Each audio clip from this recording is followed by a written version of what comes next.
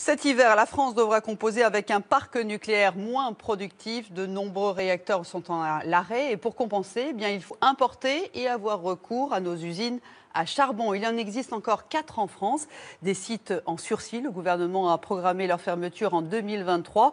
Les salariés redoutent donc de perdre leur emploi et espèrent une reconversion de leur centrale. Regardez ce reportage de Julien Cholin et Anaïs Récouli. Trop vieilles, trop polluantes. Les centrales au charbon vont-elles devoir tirer leur révérence?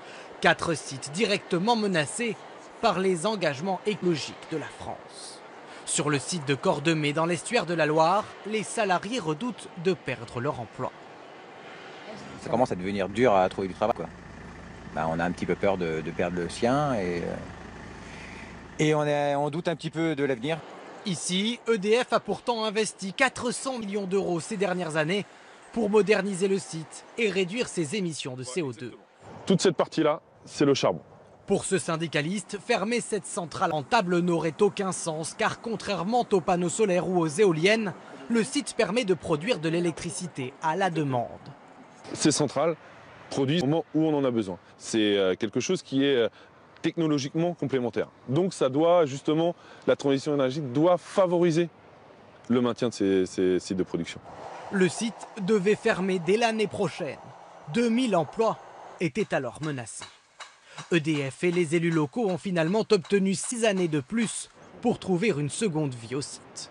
Il y a eu des essais qui ont été réalisés sur des combustibles biomasse. Ces essais vont se poursuivre et c'est là justement où il va falloir investir. La biomasse, c'est ce combustible à base de bois naturel ou recyclé. Sur les 4 centrales à charbon françaises, une seule, celle de Gardanne, l'utilise déjà. Sur la partie droite, vous avez la production au charbon avec une unité 600 MW. Sur la partie gauche, vous avez France 4 à la biomasse. Ici, le propriétaire, une entreprise allemande, a investi près de 300 millions d'euros pour transformer la centrale. Elle alimentera le réseau dès l'année prochaine. Son électricité coûte plus cher à produire, mais elle est subventionnée car jugée moins polluante.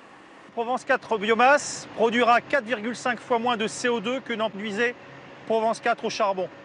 Donc rien qu'avec ce chiffre, vous comprenez qu'effectivement la COP21 peut dire que Provence 4 biomasse est beaucoup plus propre que ne l'était auparavant Provence 4 au charbon.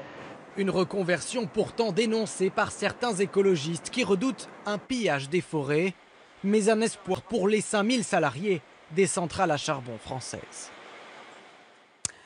À l'occasion de la Journée mondiale de lutte contre